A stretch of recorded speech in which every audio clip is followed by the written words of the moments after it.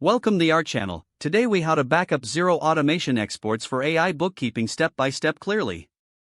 Open your Xero account and log in. Navigate to the dashboard and locate the reports section. Select the specific report you want to export for AI bookkeeping. Choose the desired time frame for the data you wish to backup. Click on the export option, usually marked as export or an export icon.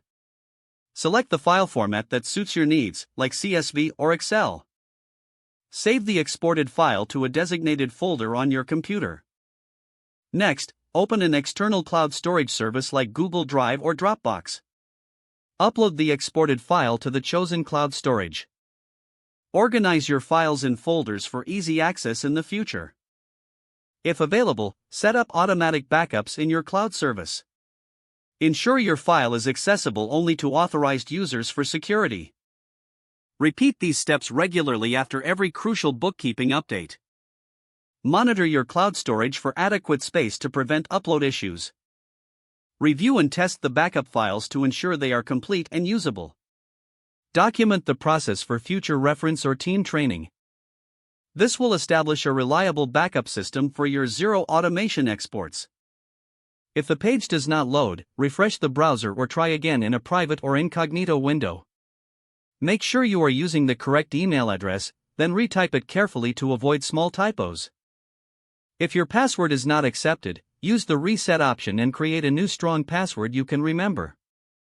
Check your spam folder for verification or security emails, then complete any requested confirmation steps. Enable two-factor authentication if available to improve account security and reduce unauthorized access risk. After signing in, review your profile details so your contact information and settings are accurate and current. If you see an error message, note it down and try again after restarting your device and internet connection. Log out when you finish, especially on shared devices, to keep your account and payment information secure.